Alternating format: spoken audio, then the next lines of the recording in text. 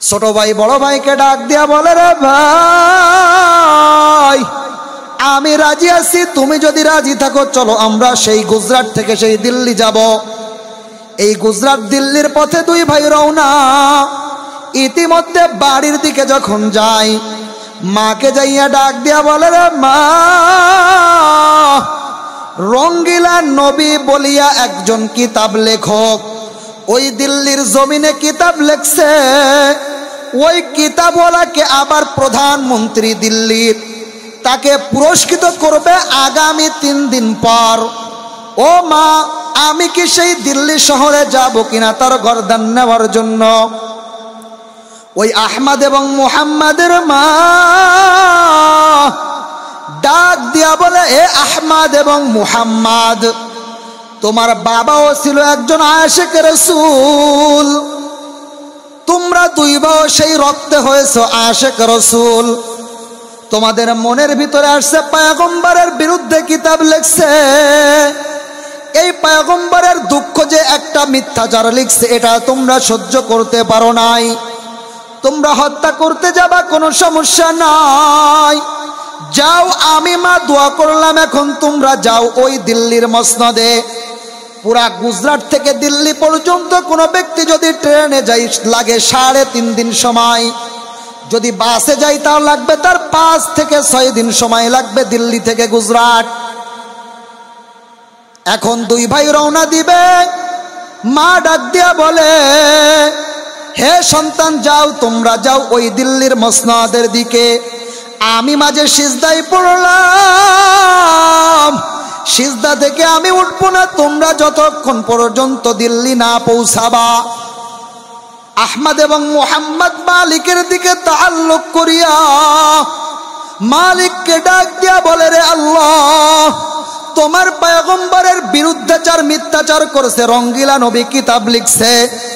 ও পয়গম্বরা, ও আল্লাহ, আর সহ্য করতে পারলাম না। ও আল্লাহ, তুমি শক্তি দাও, হিম্মত দাও, যেন গুজরাট থেকে যেন দিল্লি পৌঁছাইতে পারি। দুই ভাই অটল হইয়া ওই গুজরাট থেকে দিল্লির দিকে যখন যাইতেছে, ইতিমধ্যে মাও সিজদায় পড়িয়া ডাক দিয়া বলে, রে আল্লাহ, আমার দুই সন্তানকে তোমার দিকে সবরত করলাম, রে আল্লাহ, তুমি আমার সন্তানদেরকে দ্বীনের জন্য কবুল ও মঞ্জুর করিয়া নাও, রে আল্লাহ। রঙ্গিলা নবী যে কিতাব লেখক, তাকে যেন তারা দুই ভাই যেন কতল করতে পারে। দুই ভাই মালিকের সাথে একিন করিয়া যখন ওই গুজরাট থেকে দিল্লির দিকে যখন রওনা যায়, দিল্লির দিকে যাইতেছে এমত অবস্থায় আস্তে আস্তে একটু সামান্য যেভাবে মানুষ দৌড়ায় ওইভাবে দৌড়াইতেছে। দৌড়াইতে হঠাৎ করিয়া দেখে যে গুজরাটের যে প্রধানমন্ত্রী বা যে গুজরাটের যে একটা রাজ্যের যে মন্ত্রী থাকে, ওই মন্ত্রীও ইনভাইট পাইল যে ওই দিল্লি শহরের ভিতরে নবীর নামে একটা কিতাব লেখক, যে কিনা কিতাব লেখল ওই লেখককে পুরস্কৃত করা হবে। ওই দিল্লির ওই গুজরাটের ওই যে মন্ত্রী সেও যাচ্ছেন। ইতিমধ্যে তাকায় দেখে রাত তখন গভীর, 10:30 অথবা 11টা বাজে। এমত অবস্থায় কিতাবের ভিতরে আসছে যে এমত অবস্থায় যাইতেছে ওই গুজরাটের প্রধানমন্ত্রী যখন দেখতে পাইল দুই যুবক দৌড়াইতেছে, তাদের দৌড়ানোর গতি যেন দেখা যায় মিনিটের ভিতরে প্রায় 100 কিলো অথবা 200 কিলোমিটার কেমন যেন দৌড়াইতেছে। ওই মন্ত্রীর যে ড্রাইভার ছিল, ওই ড্রাইভার ডাক দিয়া বলে, রে হে মন্ত্রী, হে স্যার, ওই দুই যুবক আমাদের গাড়ির আগে কিভাবে যায়? আমার গাড়ি তো নিয়ন্ত্রণ হারাইতে পারবো না আমি। আমার গাড়ি এত পড়ছে চলে 120-30-এ আমার গাড়ি চলতেছে, আমি তো নিয়ন্ত্রণ করতে পারতেছি না। কিন্তু তারা কিভাবে আস্তে আস্তে দৌড়া মিনিটের ভিতরে এত দূরে যাইতেছে জানা নাই। বলে, হ্যাঁ ড্রাইভার, গাড়ি থামাও, তাদেরকে থামাইতে বলো, তাদেরকে থামতে বলো। যখন ওই গুজরাটের মন্ত্রী ডাক দিয়া বলে, হে ছোট সন্তান, তোমরা দাঁড়াও, তোমরা কোথায় যাইতেছ? বলে আপনার শুনিয়া কাজ কি, আপনি কোথায় যান সেটাই চলিয়া যান। বলে না, বলো তোমরা এই গভীর রাতে কোথায় দৌড়াইতে দৌড়াইতে যাও? বলে তোমরা যদি আমার কাছে লিফট চাও আমি লিফট দিতে পারবো। আহমদ এবং মুহাম্মদ, আহমদ বড় ভাই ডাক দিয়া বলে, রে মুহাম্মদ, ওই গাড়ির ভিতরে নিয়ে যদি আমাদেরকে যদি মাইরা ফেলাই তাহলে আমরা তো আমাদের সাকসেস করতে পারবো না।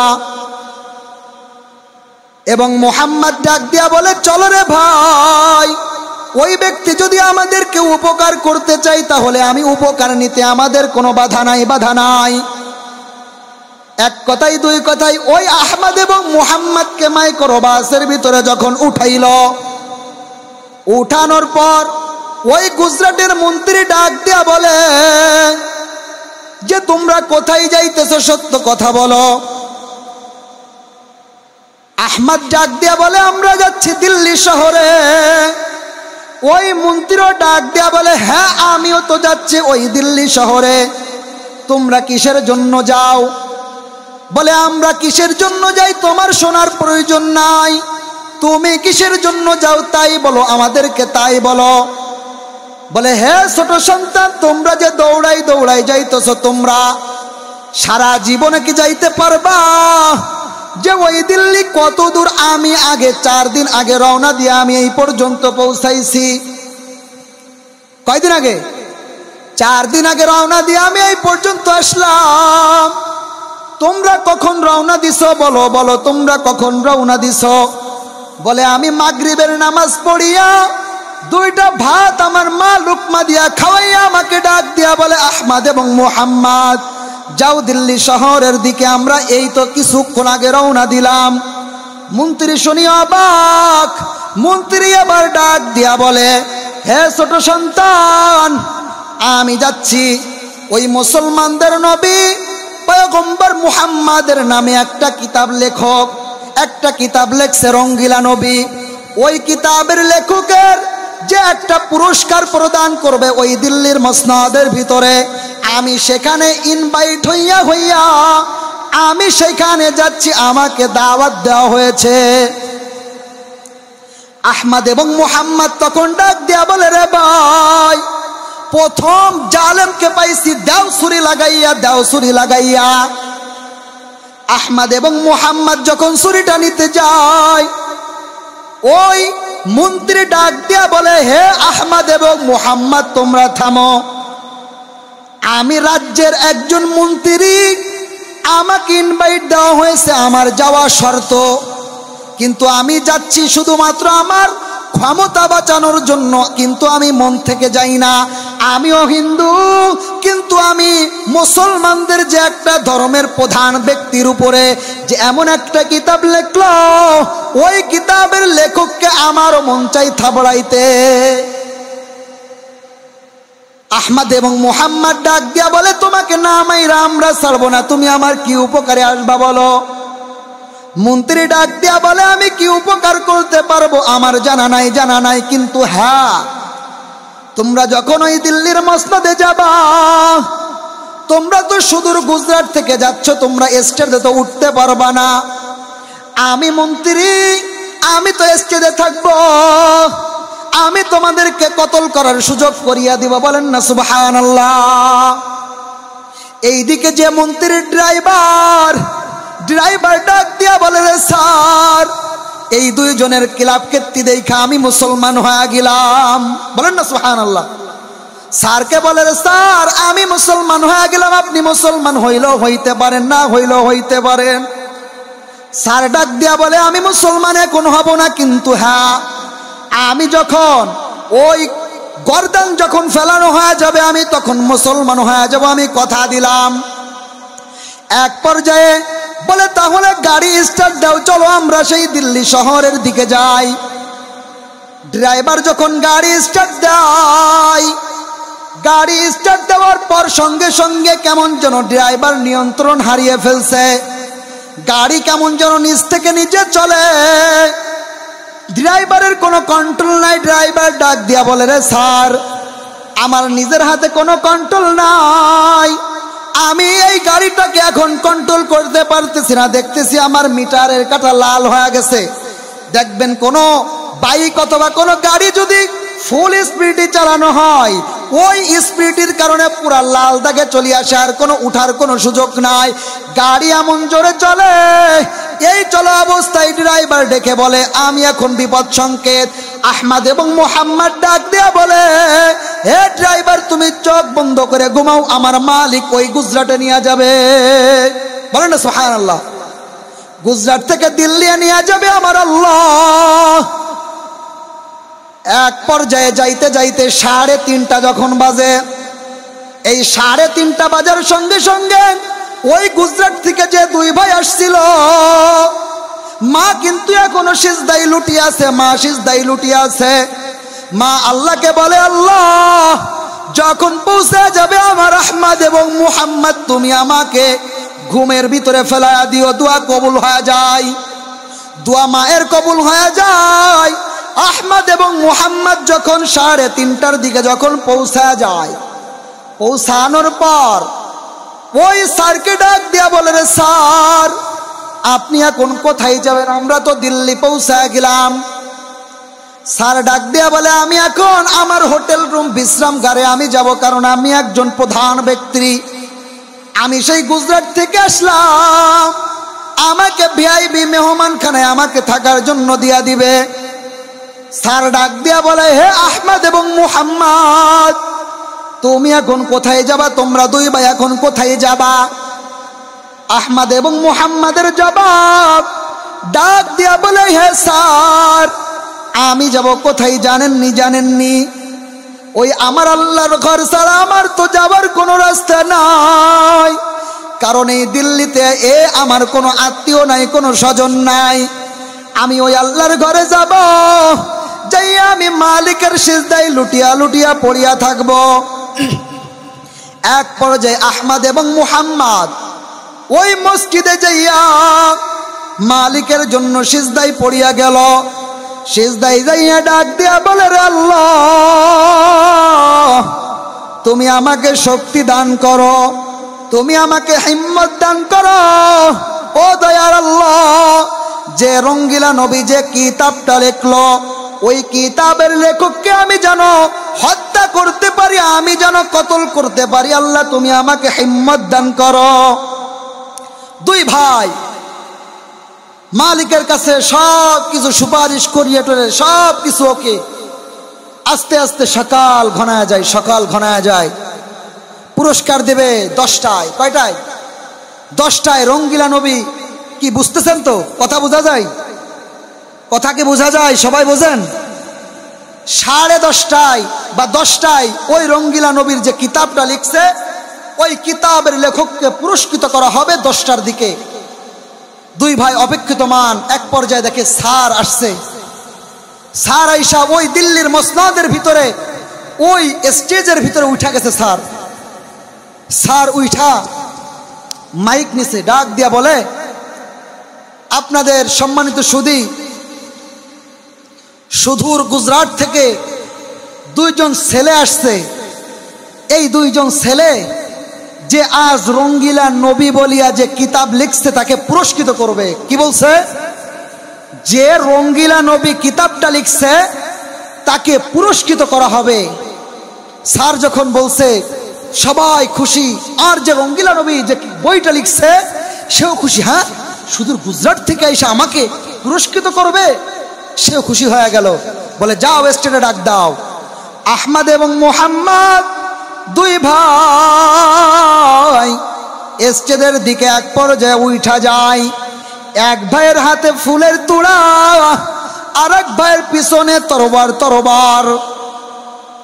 এক ভাই যখন ফুলের তোড়া ওই রঙ্গিলা নবী লেখকের যখন হাতে যখন পৌঁছা দেয়, আর এক ভাই পিছন থেকে তরবারি বের করিয়া এক কোপে গর্দান নামায়া দিছে। বলেন না সুবহানাল্লাহ? আরো জোরে বলেন না সুবহানাল্লাহ? কেন করছে জানেননি? কারণ পয়গম্বরের বিরুদ্ধে কিতাব লিখছে। রঙ্গিলা নবী কিতাব লিখলো, ওই আহমদ এবং মুহাম্মদ মর্দে মুজাহিদ আশিক রাসূল হইয়া ওই রঙ্গিলা নবীর কিতাবের লেখককে হত্যা করিয়া ফেলল। হত্যা করার পর সবাই আশ্চর্য হয়ে যায় যে আমাদের যে বইটা লেখক ওখানে তো হিন্দু ধর্মে অবলম্বী সবাই এক পর্যায়ে আশ্চর্য হয়ে গেল।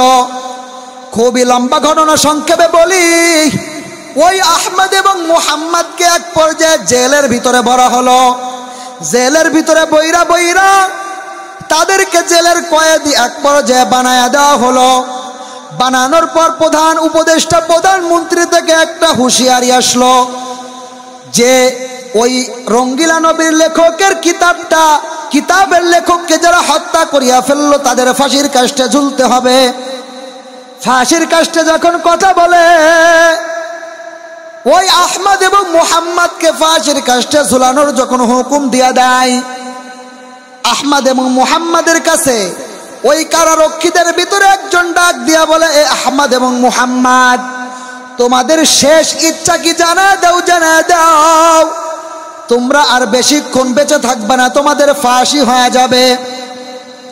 আহমদ এবং মুহাম্মদ ডাক দিয়া বলে, হে কারারক্ষী, আমার শেষ ইচ্ছা কি জাননি? আমার মায়ের হাতের শেষ 2 লুকমা আমি খাবার খাবো। আমার মায়ের হাতে আমি শেষ 2 লুকমা যদি খাবার খাইতে পারি, আমাদের মনের শান্তি আইসা যাবে। ওই দিল্লি থেকে প্রধানমন্ত্রী গাড়ি পাঠাইলো, বিমান পাঠাইলো, যাও আহমদ এবং মুহাম্মাদের মাকে নিয়ে আসো। আহমদ এবং মুহাম্মদ 2 ভাই রয়েছে এখানে। আহমদ এবং মুহাম্মাদের মা ইনভাইট হইয়া যখন আসলো, আইসা আহমদ এবং মুহাম্মদকে 2 লুকমা খাবার খাওয়াইতেছে, মায়ের চোখে পানি। আহমদ এবং মুহাম্মদ ডাক দিয়া বলে, রে মা, কান্নার কোনো প্রয়োজন নাই রে মা। গত রাতে আমাকে পয়গম্বর স্বপ্ন দেখায় যে আমাকে তোমাকে সহ সবাইকে জান্নাতে নিয়ে যায়। বলেন না সুবহানাল্লাহ। এখন ফাঁসির কাস্টে যখন ঝুলবে, ওই ফাঁসির কাস্টে ঝুলানোর আগে দেখবেন সমস্ত ব্যক্তিকে কালেমা পড়ানোর জন্য আসে। কালেমা পড়াইতে আসছে ওই জেলখানার যে ইমাম থাকে সেই ইমাম আসলো। আয়েশা বলে, আপনারা কালেমা পড়েন লা ইলাহা ইল্লাল্লাহু মুহাম্মাদুর রাসূলুল্লাহ। বলে, রে ইমাম, আমি কালেমা পড়বো না, কারণ গত রাতে আমাকে পয়গম্বর মুহাম্মদ আমাকে স্বপ্ন যুগে আসিয়া কালেমা পড়া দিয়া গেছেন। বলে না সুবহানাল্লাহ। এক পর্যায়ে তাদের ফাঁসি হয়ে গেল। এই ঘটনা বলার উদ্দেশ্য, যারা পয়গম্বরের বিরুদ্ধাচার করবে, যারা মালিকের বিরুদ্ধাচার করবে, যারা আল্লাহ পাক রব্বুল আলামিনের দুশমনি করবে, কোরআনের সাথে যারা বেয়াদবি করবে, তাদেরকে এভাবে শাস্তি দেওয়া হবে ইনশাআল্লাহ। মর্দে মুজাহিদ প্রয়োজন, যারা করবে কনফার্ম জান্নাত ইনশাআল্লাহ।